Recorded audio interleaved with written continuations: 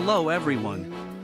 In this video we are going to go through the complete mechanics of Shrek SuperSlam from a competitive perspective. Everything covered in this video is based on Henk 1.1 edition of Shrek SuperSlam. This guide will cover everything you need to understand the game, from setting up matches and practicing, to the core mechanics used in tournament play.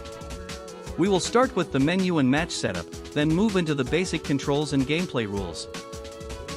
After that we will explore defensive mechanics, advanced movement and attacks, combo theory, slam management, and finally the different character states that make advanced strategies possible. By the end of this video you should understand how competitive matches work and how to start practicing the techniques used by experienced players. First we're going to look at how to set up your first matches online and how to practice. To set up the game properly, watch my previous video. Let's start Dolphin. Right-click on the game and press Host with NetPlay. Select Room ID option in here. Copy the room ID and send it to your friend. Your friend has to have same Dolphin version and same version of Shrek SuperSlam as you have. For your friend to connect you, he has to go to the top menu bar and press Tools and start NetPlay. Here he has to change connection type to Traversal Server and paste the room code in the box and press Connect. Now before the host presses the start button, he should adjust the buffer. Raise the buffer by 1 for each 10 milliseconds ping increase. The more buffer the more input lag you will have. Also you should check your assigned controllers. This way you can take on a spectator and disable his controller if you like. Now press start. The game will start loud and I prefer to adjust volume via Windows Mixer rather than in-game.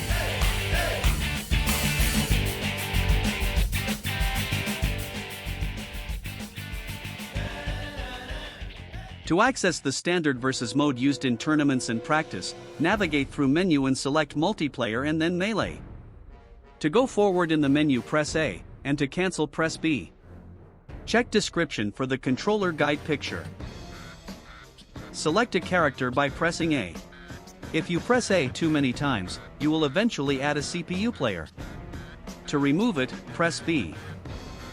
Now I will demonstrate how to practice in Shrek SuperSlam. The next steps are similar in player versus player online matches also. Shrek SuperSlam does not come with practice mode, so by using two controllers we can create a lab environment. We can access Dolphin's controller profiles while the game is still running. In this case we will use keyboard as a second controller and the preset you can find in the link in the description. Check the keyboard bindings in the Dolphin and use it to select the character and press start on either keyboard or the player 1 controller.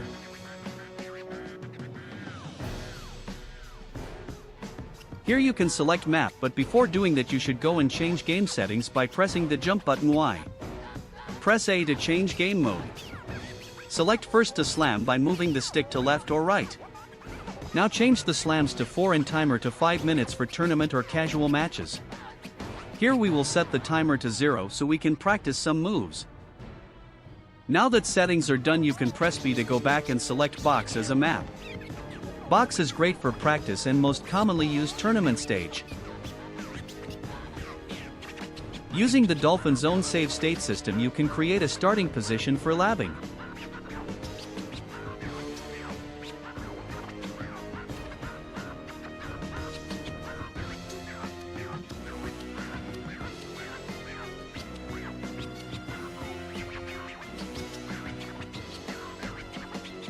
With our keyboard preset you can move your 2P character with WASD keys.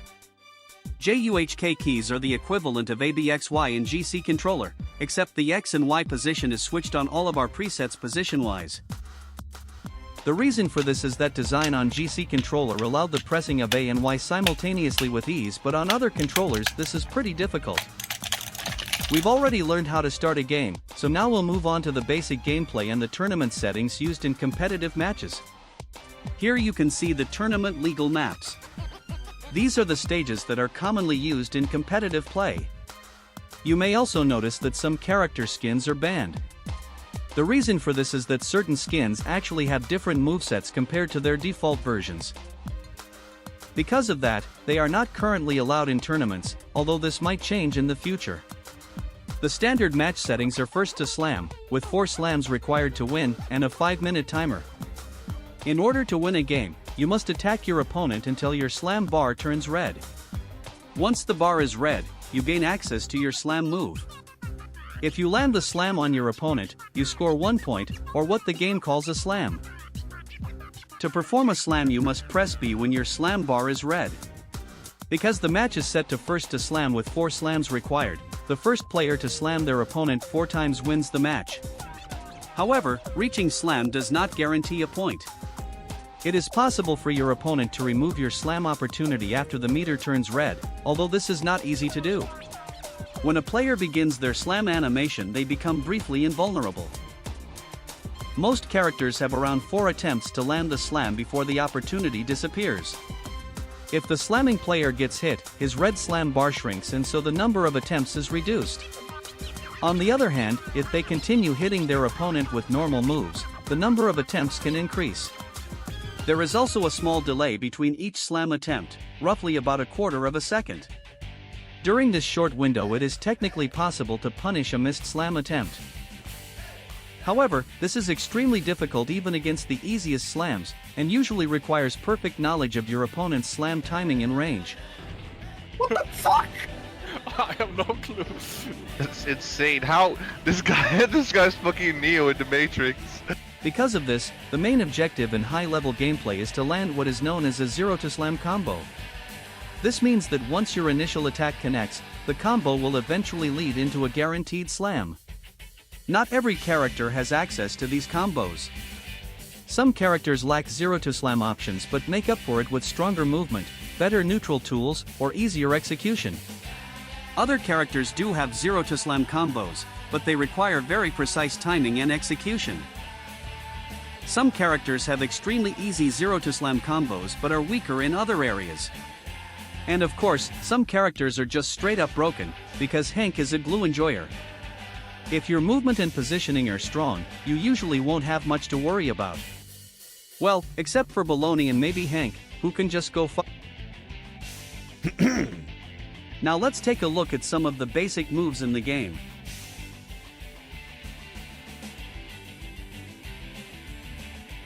Shrek SuperSlam has simple but buggy move mechanics.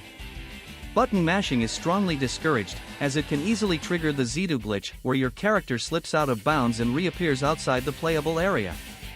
Many moves cannot be buffered, so mashing often leads to lost combos or unintended actions.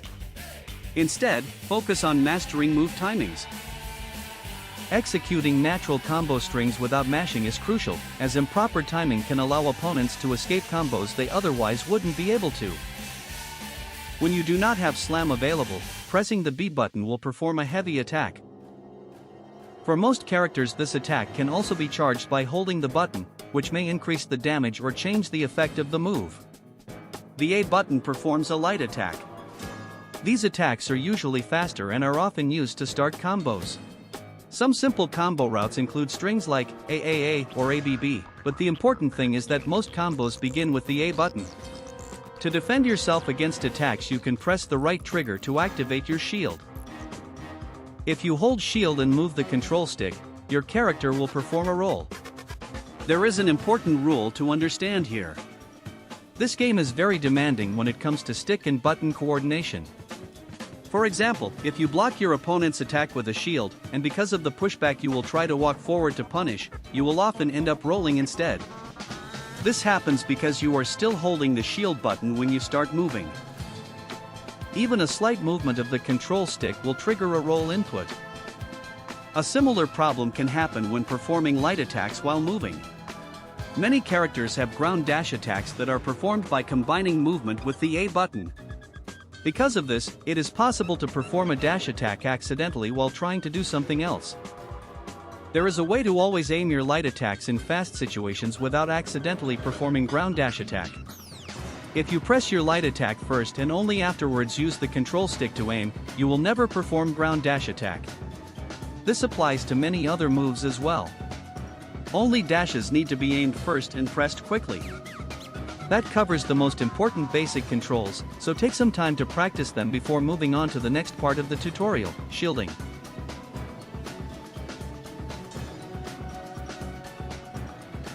Now let's talk about shielding in more detail, because it is one of the most important defensive mechanics in Shrek SuperSlam. To activate your shield, press the right trigger. You can hold the button to keep shielding, but if you hold it for too long the shield will eventually break and your character will become stunned. A shield break is very dangerous because it gives your opponent an opportunity to stunlock you into a guaranteed slam. Because of this, you should always be careful about how long you hold your shield. Later in the tutorial we will dive in deeper how to punish bad shield management by stun extending.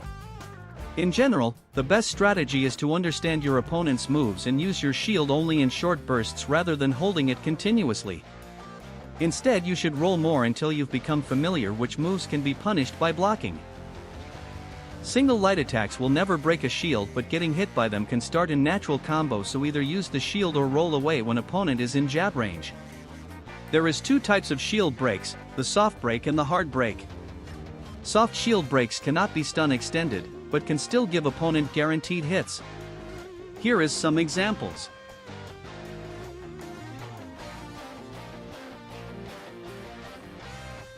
Hard breaks on the other hand completely obliterates your shield and leaves you stunned for a long time. Many moves like this are also super fast, which is why rolling is always the safest option. Here is some examples.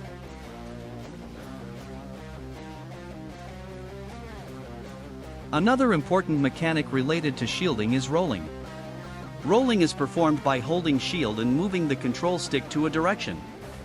This allows you to quickly reposition and avoid incoming attacks. Rolling is very useful, but it also carries risk.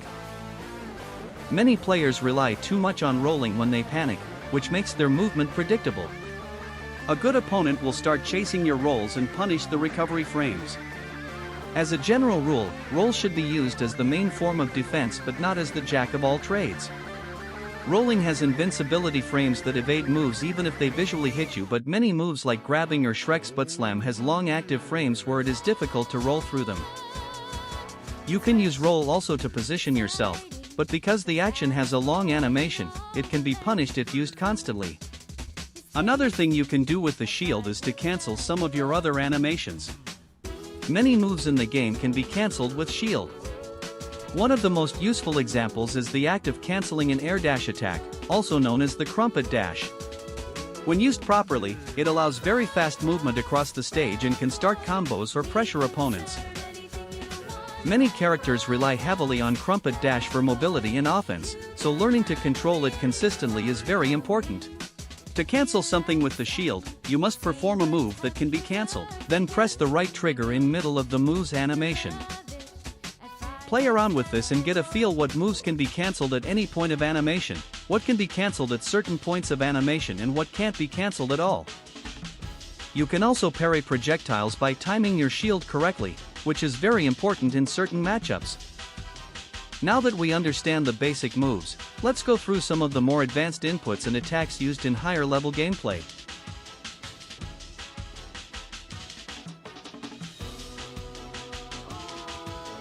The B button performs heavy attacks. Some characters gain different properties depending on whether the attack is charged or uncharged. A quick tap of B performs the normal heavy attack, while holding the button charges the attack and usually increases its damage, range, or special effect. Charged heavy attacks are powerful but risky because they leave you vulnerable if the opponent avoids them. Ground dash attacks are performed by moving the stick and pressing the light attack button. Many characters slide forward with an attack that can start combos or catch opponents who are trying to move away. Be careful not to accidentally perform this when trying to perform a regular light attack, since a ground dash attack is usually heavily punishable on whiff. Air dashes are another key movement tool. By jumping and using directional input with attack buttons, characters can perform aerial dash attacks. The most well-known version of this is the crumpet dash that we discussed earlier. These attacks are extremely important for mobility, pressure, and combo extensions. If you press the attack button while jumping without holding a direction, your character will perform a neutral aerial. If you hold a direction while attacking in the air, you will perform a directional aerial instead. The mechanics are the same, but directional aerials can sometimes interfere with air dashes. Aerials can be homing within certain range to your opponent. It is preferred to use neutral aerials at such situations, since directional input is not needed and thus accidental air dashes can be avoided. To perform an air dash from movement, you must first let the control stick return to neutral. Wall attacks are another unique mechanic in Shrek SuperSlam. When your character is standing close to a wall on the ground, you can perform a low wall attack by holding the control stick toward the wall and pressing the light attack button. Low wall attacks are usually fast and can catch opponents who are standing near the wall. If you jump near the wall and again hold the stick toward the wall, you will perform a high wall attack instead. While performing a high wall attack, you can cancel the animation in the air by pressing shield. If you repeat this cancel over and over, your character will stay in the air without dropping down. However, this technique is illegal in tournaments and is known as Nachtstalling. There is also a different interaction with high wall attacks that is tournament legal. If you repeatedly press the light attack button while performing a high wall attack, a certain bug can occur that is sometimes useful. This interaction does not currently have an official name, so for now we will call it Waffle Warping. High wall attacks usually launch your character slightly downward toward the opponent. On hit, this often gives you a small frame advantage. Because of this, waffle warping can be difficult to evade at very close distances. Some characters can also trigger waffle warping with low wall attacks. The gnome is probably the most infamous example, thanks to his low wall turret, which makes him a certified war criminal. Despite this, high wall attacks and waffle warping are far from invincible. In most situations they still lose to anti-airs and grabs. Anti-air attacks are moves that are specifically designed to hit airborne opponents. These attacks are extremely important because many movement options in the game involve jumping. To perform an anti-air, you must press the light attack and the jump button at the same time. This can be difficult at first, because both inputs need to start on the same frame, meaning the buttons must be pressed at the same time. If you can consistently land anti-airs, you can shut down aggressive approaches and start your own combos. If an anti-air hits an opponent very high in the air, it may even lead into a zero-to-slam using multiple anti-airs. One of the most common grab combos in the game involves performing a shield cancel into an instant anti-air, followed by another well-timed anti-air.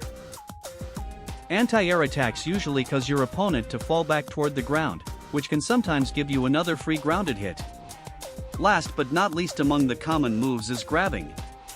A well-timed grab beats almost everything in this game, which is why it is one of the most important tools available. Not only are grabs relatively safe to miss, but they can also lead into a zero-to-slam combo when they connect. There are two types of grabs, air grabs and ground grabs. Most air grabs do not lead to huge damage, but they can still be deadly near walls. Ground grabs are usually the more lethal option. Many characters can convert a ground grab directly into a zero-to-slam combo, even without using walls. There is also a small timing window where you can perform a ground grab while still in the air. This becomes especially useful when combined with crumpet dashes. While you are descending from the air, you can press grab just before touching the ground. Doing this slightly increases your grab range and can also add certain extra properties. For example, it can make actions like soup throwing easier to perform. Lastly, some characters have the ability to charge their throws by holding the attack button, and many of these throws can lead into combos.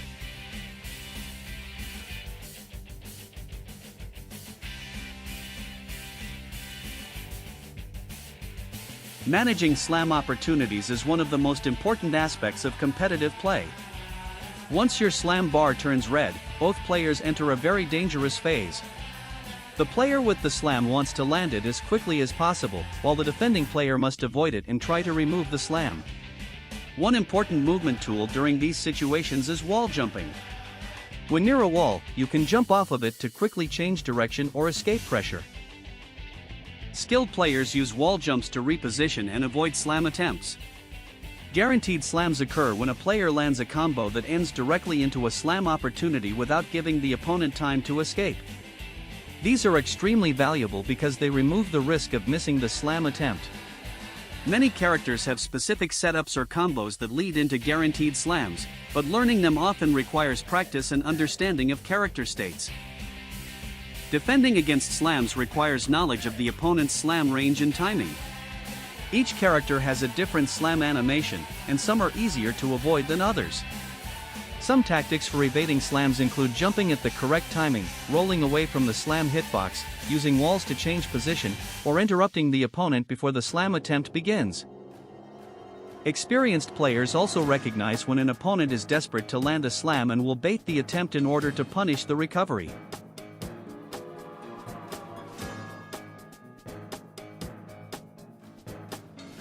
Combos in Shrek SuperSlam are built around strings and character states. Strings are sequences of attacks that connect together. Some strings are natural, meaning the opponent cannot escape once the first hit connects. Other strings are not guaranteed and allow the opponent to roll away or defend before the final hit. Many strings have a third or fourth hit that can be rolled away from. The direction of the roll is often crucial for escaping successfully. The best way to understand each character's strings is to practice against a CPU or with a friend. However, here is a useful rule of thumb. When trying to escape a string, you should often roll away instead of simply shielding. Many strings have a third hit that hard breaks shields, which can easily create an opportunity for a slam combo. Natural strings cannot be escaped once the first hit lands.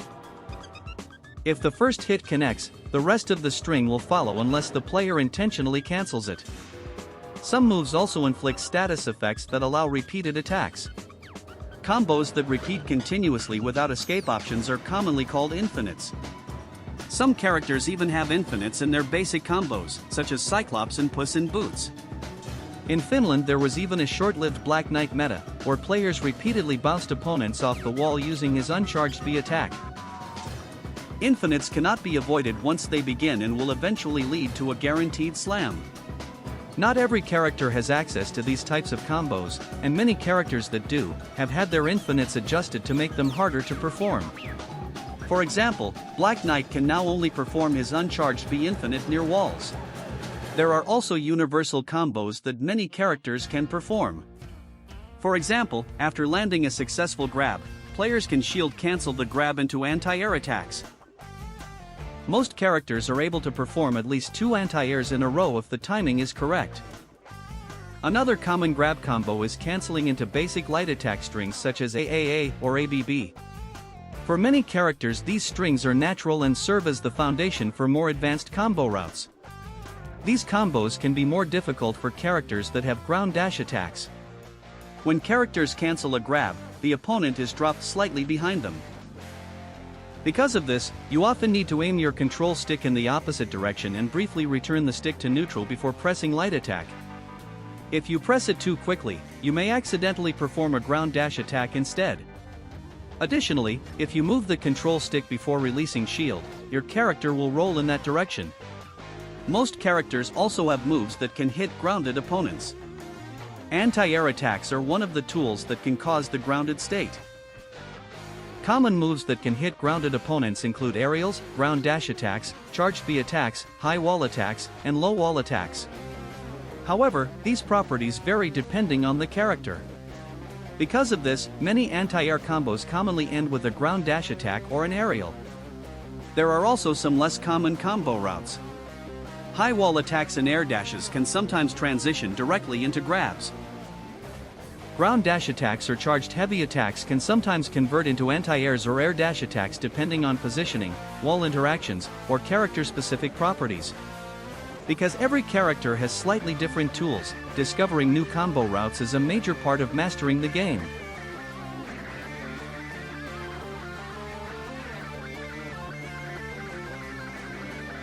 Understanding character states is essential for advanced gameplay, because many combos depend on the state the opponent is currently in. One important state is stun. Stun can be caused in several ways. A shield break from a powerful move can cause stun. Certain attacks are designed to stun on hit, and sometimes a player can become stunned if their opponent successfully breaks out of a throw by mashing. One of the easiest ways to mash out of a throw is to use the dual stick technique commonly used in Smash Bros. Simply rotate both control sticks in full circles several times very quickly. When an opponent is stunned, players can extend the stun duration with carefully timed attacks. Generally, faster moves that do not immediately force the opponent into a grounded state are better for extending stun. Another important state is grounded. When a character is grounded, many attacks will completely miss them. Most light attack jabs will whiff against grounded opponents. However, certain attacks are designed to hit grounded targets. Many aerials, dash attacks, and high wall attacks can hit grounded opponents and continue pressure. At the end of the grounded state, the grounded player briefly gains invincibility frames. Most actions performed by the grounded player will cancel this invincibility, but a few actions do not. For example, charging a B attack while grounded will not break the invincibility, and neither will simple movement or jumping. Because of this, rolling is not always the best option when getting up from the ground. As for the standing opponent, some moves, such as slams, can still hit the grounded player even during their invincibility. Another important state is knockdown. Knockdown occurs when a character becomes immovable in the air after being hit by certain attacks. During knockdown, the character cannot act normally and follows a fixed movement path. Most attacks can still hit a character in this state if the timing and hitboxes are correct. Because of this, knockdown is often the most useful state for performing infinite combos. Some characters like Dronky or Charming can sometimes use their air roll to get out of a knockdown state.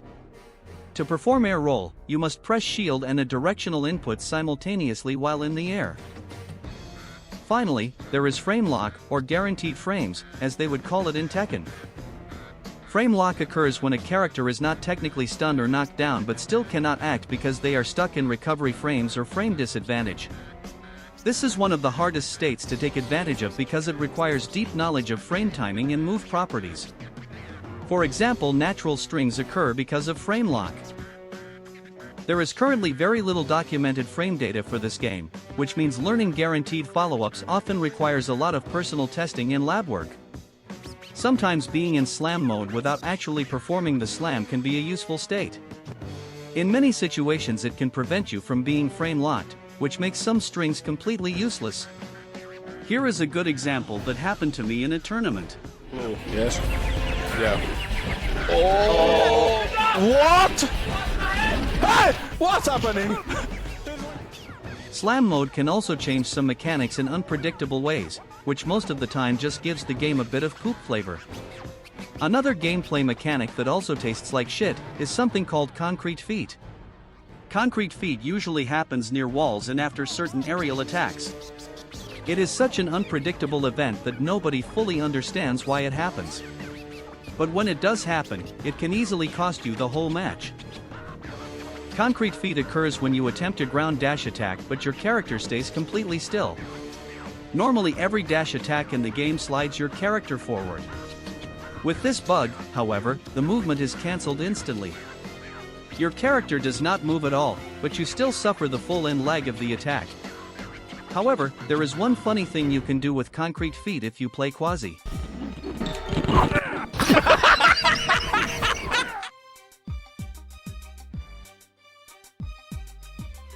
Next we will look at some zero to slam combos, starting from beginner level and moving up to what is probably one of the hardest combos in the game. For your first zero to slam combo, I recommend picking Shrek. To perform this combo, you and your opponent need to be near a wall. Start with a low wall attack, and immediately after hitting your opponent, hold shield and roll toward the wall. Then simply repeat this sequence until your slam bar is full. The only downside of this combo is that it requires a wall. The next combo is for Cyclops. This combo can be performed anywhere on the stage. It often starts after landing an air dash and then grabbing the opponent. To perform the grab, you need to hold your control stick toward the opponent to cover the distance caused by the air dash pushback. To perform the combo, start with a shield cancel into anti-air. Then perform a ground dash attack and cancel the end lag with shield. Repeat the sequence of ground dash attacks and shield cancels until your slam bar is full. Now we will increase the difficulty a bit and move to my personal favorite. The next combo is for Quasimodo, and it is a combo I created myself, heavily inspired by Steve Fox's Gatling gun from Tekken. It reminds me of that move because the combo works like a rhythm minigame. Because of that, I call it the Gatling Quasi combo. You can start this combo from almost any state where the opponent is airborne. The most common setup is hitting Quasi's ground wall attack and perfectly shield cancelling the end lag. Quasi's ground dash attack is slightly different from other characters because it has no end lag. Because of this, you can perform multiple ground dash attacks on airborne opponents as long as you time them correctly when your feet touch the ground. If you do the inputs too fast, you will perform a ground dash into air dash combo instead. If you do it too slowly, the opponent will fall to the ground. If you time it perfectly, however, the opponent will never touch the ground. The last Zero to Slam combo we will cover is for Anthrax. This one is basically pure aura farming and flexing, but it is still worth learning because it teaches you how to perform crumpet dashes perfectly. You can start this combo almost anywhere after landing a grab. When learning it, I recommend lowering the emulator speed to 50% in dolphin settings at first. To perform Anthrax's Zero to Slam combo, you must cancel your grab into a mini jump and perform a crumpet dash.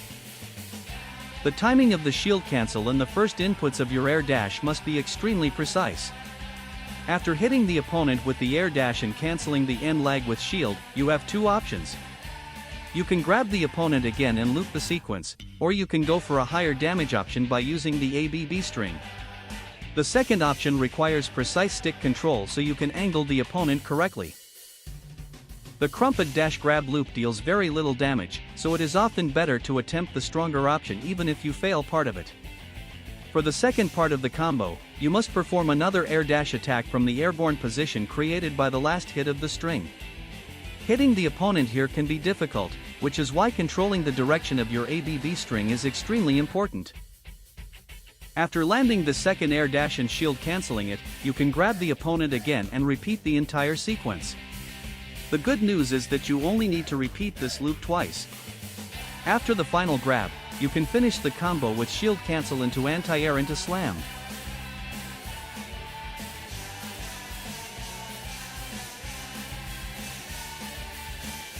Now we move to the final part of this long-ass tutorial. Here I will show a few other tricks that may or may not be useful. In Shrek SuperSlam, there are at least 3 known ways to manipulate animations: Ogrements, souping, and a new finish technique that I will name the Dulocan Horse. Ogrements are the act of merging 2 moves together, including their properties, into a single action. Most Ogrements happen by pressing A+B in the middle of a string. Some slam Ogrements can occur when pressing anti-air or ground dash attack at the same time as the slam button. All Ogrements require frame-perfect execution. Slam Ogrements themselves are mostly useless, because they still perform a normal slam but with a different animation. The only notable exception is Genome, who can actually become invisible during his slam Ogrement. Souping, also known as soup throwing, is the act of merging grabs with other moves. These behave slightly differently from Ogrements because the opponent remains in an immobile state of being grabbed. This means they can still try to break out of the grab while the opponent is trying to Ogrement moves such as slams or normal strings. Only certain moves can be merged with grabs, and most souping techniques require very precise timing. Finally, we have the Dulocan Horse, named after the Trojan horse and the city of Duloc from Shrek. The Dulocan Horse is the act of hiding one move inside another move. Unlike Ogrements, this technique only keeps the properties of the hidden move, not both moves. One of the best examples is the Dulocan Charged B. To perform it, you must use an air dash into a wall so that your character falls into a strange stumbling animation. While that animation is still playing, you time a Charged B attack so that the charge happens during the stumble animation. The animation will only break once the B attack is fully charged and released. There is also another caveat you must remember. You need to hold your directional input toward the wall while your character is stumbling down. For some reason, this seems to be the key to successfully performing a Dulocan move. There are also other ways to perform Dulocan moves, but this method is the most consistent. This can be a useful tool for baiting opponents into mistakes. It was especially effective with Quasimodo back when he still had his Jedi powers. Using the air dash wall attack stumbling bug, you can also perform a ridiculous and mostly useless Dulocan Ogrement, which can turn any of your strings into complete wizardry. That's all for this tutorial. See you next time when we cover some character-specific guides. Don't forget to leave a comment below and share some lovely feedback for the developer, Henk.